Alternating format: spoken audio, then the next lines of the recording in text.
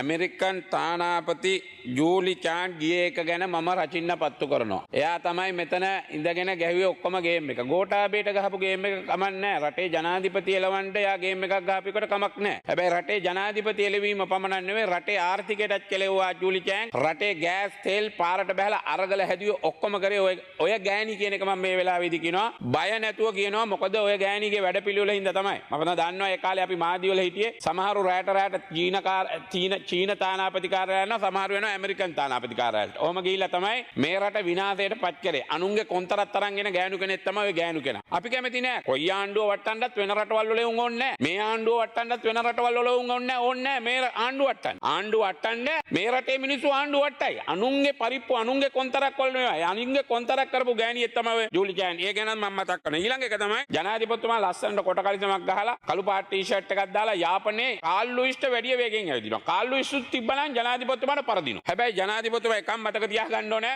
යාපනයේ ඇවිදින්න ඔය විදිහට ඇවිදින්න අවස්ථාව ඇදුනේ මේ රටේ සෙබළු නැත්තම් සොල්දාදු නැත්තම් රණවිරුවෝ. ඒගොල්ලෝ රණවිරුවෝ කියන්න බෑ කිව්වනේ. රණවිරුවෝ දිවි පරදුවට තබලා කරපු ඒ වික්‍රමය නිසා තමයි අද ජනාධිපතිතුමාට ඇවිදින්න පුළුවන් වුනේ.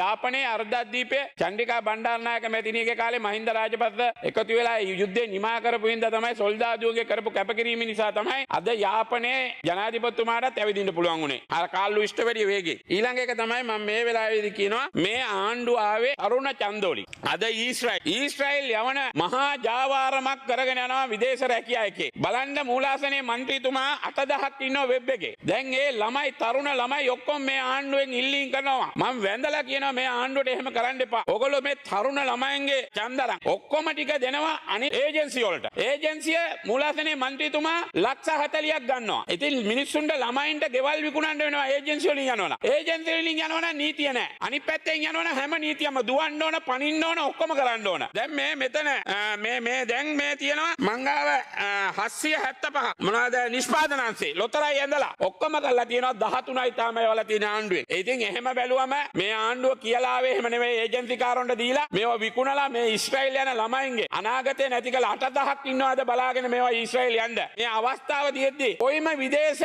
රැකියා ඇමති කෙනෙක් කරපු නැති වැඩ මේ ආණ්ඩුව කරනවා. හැබැයි මේ ආණ්ඩුවේකට උත්තරයක් දෙන්න. ಖನಿಜ තෙල් සංස්ථාවේ බහිරවෙක් ඉන්නවා. බහිරව කීප දෙනෙක් ඉන්නවා. මොකද හේතුව මේ ಖನಿಜ තෙල් සංස්ථාවේ 18 කියලා තෙල් ටැංකියක් තියෙනවා. මේ තෙල් ටැංකියට ප්‍රමාණයක් තියෙනවා පුරවන්න. ගුවන් යානා තෙල් බලෙන් ඉංජිනේරුවා එපා කියද්දි පුරවලා අද වෙනකොට තෙල් ලීටර් 35000ක් අපත ගිහිලා තියෙනවා. පාඩුව කෝටි 5කට වැඩි. ඊළඟ එක බිලියන මේ ඇමතිතුමා බිලියන 35ක් වෙන් කරලා බිලියන 35ක් වෙන් කරලා තියෙනවා. ටැංකිය අලුත් වැඩියා කරන්නයි නල පද්ධතිය අලුත් වැඩියා කරන්න. බිලියන 35ක් කියන්නේ පොඩි ගාණක් නෙවෙයි. මේ ඔක්කොම කොමිස් ගහලා කොන්තරත් දීලා ඒ වගේ පගාව ගන්න තමයි මේ ඔක්කොම කරන්නේ. මේ ආයතනේ මේ බහිරෝ එක්කෙනෙක් තමයි සරත් බන්දු.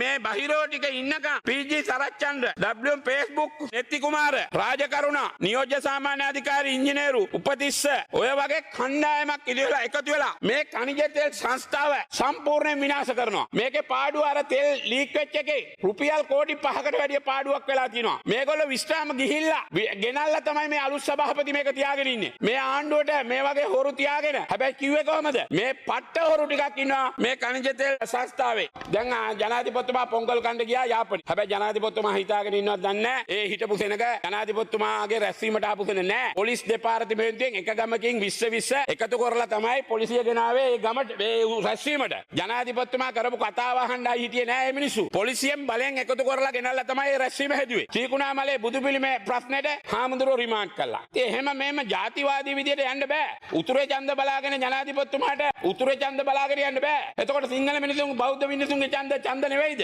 උතුරේ නැගෙනහිරේ ඡන්ද විතරද? නෑ. හොඳයි අපි අවසන් කරමු. සමස්ත මිනිසුන්ගේ ඡන්ද දීලා තමයි එතුමා ජනාධිපති වෙලා ඉන්නේ. ඒ නිසා උතුරටත් සලකන්න ඕන. අපි එපා කියන්නේ නෑ. නැගෙනහිරටත් සලකන්න ඕන. ඒ වගේම දකුණටත් සලකන්න ඕන එක විදියට. ඒක මූලාසනේ මන්ත්‍රී එක විදියට තුමා එක විදියට සලකන්නේ නෑනේ. අතෙන්ද ගිහිල්ලා එකක් කියනවා. එතෙන්ද ගිහිල්ලා එකක් කියනවා. එහෙම කරන්න බෑ. අපේ හාමුදුරුවෝ රිමාන්ඩ් කරනවා. ඒ අය බුදු පිළිමයක් ඇල්ලුවා. වෙරළ පොඩ්ඩක් ඇල්ලුවා කියලා මොකද්ද වෙන්නේ? ත්‍රිකුණාමලේ වෙරළ පොඩ්ඩක් ඇල්ලුවා කියලා. අවසන් කරන්න මේ හාමුදුරුවෝ හිරේ දාන්නේ. මේවා කරන්න ගියොත් මේ රටේ ජාතිවාදී ප්‍රශ්නේ අපි නෙවෙයි හදන්නේ. මේ ආණ්ඩුවම තමයි හදන්නේ කියන එක මේ වෙලාවේදී කියන්න ඕන.